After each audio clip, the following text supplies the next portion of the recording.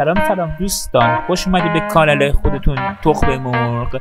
امروز میخوام بریم غذاهای گلستان رو بشناسیم. قبل از که بریم لایک و ساب فراموش نشه. آش خمیری قش یا قلاق، موادش آرد، نمک، آب، روغن، پیاز، سیر، زردچوبه، رب گوجه فرنگی، ماست و گوشت خوش گزنه.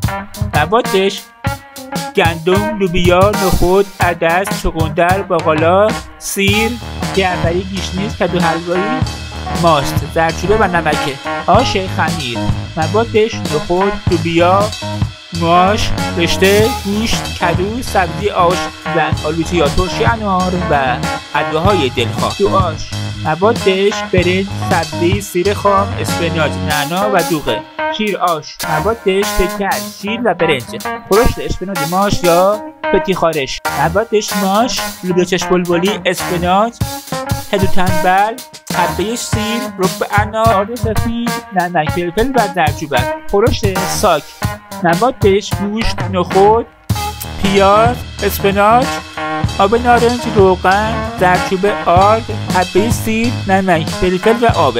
کدو ترشک موادش آب نارنج، رب انار، سیر، کدو سبز، پیاز، نعنا داغ، نمک، فلفل و روغن. کوکوی اسفناج گرگانی موادش اسفناج، گیشنیز، تخم مرغ، نمک، فلفل، زردچوبه، آرد سپید و حبه سیره. کپور کله موادش ماهی کپور، پیاز، جعفری، سیر خشک، نعنا خشک، رب انار، نمک، فلفل سیاه، زردچوبه و روغن. کورک موادش گوشت چرخ کرده، سیب زمینی، پیاز، نمک، فلفل و زردچوبه. مواد خمیر آن تخم مرغ، شیر، مایه خمیر فوری، آب ولرم، نمک، آرد و روغن مایه.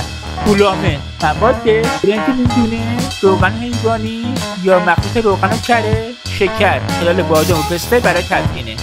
مانتی موادش گوشت چرخ کرده، چربی چرخ کرده، آرد، تخم مرغ، پیاز، کره، نمک، فلفل و گوجه فرنگی هم اختیاریه. بارماق یا 5 انگشت موادش گوشت گوساله یا گوسفند، آرد، نخود، گندم یا جو، پیاز، رب گوجه فرنگی، سیب زمینی، هویج، تخم مرغ، نمک، فلفل و سبزیجات خشک برای تزیینه.